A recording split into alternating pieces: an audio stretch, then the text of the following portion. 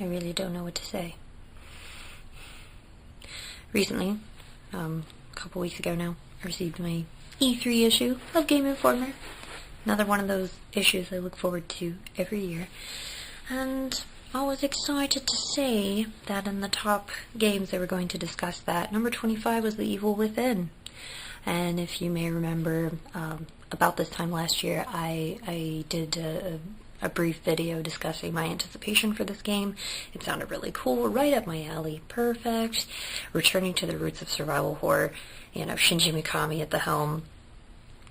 Just done and done. Reserved, playing it. And I have to admit, a lot of those times when I have those magical little moments, I realize that they just may be too good to be true. And unfortunately, in terms of survival horror games, that happens almost 100% of the time, 99.99999% of the time. And unfortunately, though the game hits in October just in time for Halloween, I think it may be the case. Which I'm speechless. I don't know how I feel anymore. But it got its own little spread, and that's nice. I'm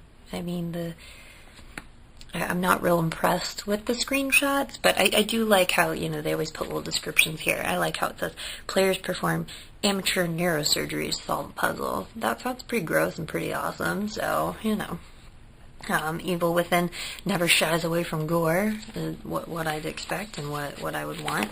However, I love how they describe the madman behind the legendary Resident Evil series, Shinji Mikami. But one of the things that really disturbed me about this article was how many times Resident Evil 4 was mentioned. And I know that Shadows of the Damned was not brought up, but, again, Shinji Mikami directed that, and both games are very similar, and Shadows of the Damned, very similar to Resident Evil 4. A lot of things actually stolen from Resident Evil 4. It's almost like they're still trying to live up to its success. I don't know, but it seems like that's what they're going to try to do with The Evil Within. I'm looking at these sort of these like zombie-looking characters. They're villagers. that doesn't sound familiar at all. But you have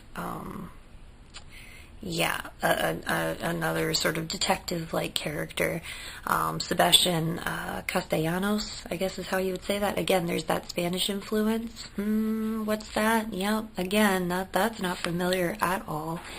So he has to go to this like rustic village, it says. So again, that just sounds so much like Resident Evil 4, and as the article states,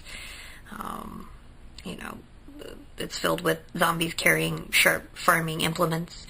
Resident Evil 4 fans may find this a familiar scene, and I don't know how I feel about that.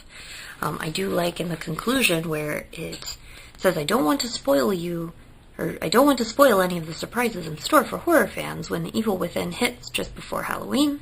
Mikami's latest has all the makings of a hit, weird puzzles and dusty mansions, but then it loses me with intense third-person combat. Now, the sadistically little health and ammo I don't mind, but there's that word, ammo. I thought that was something they were trying to avoid with this game.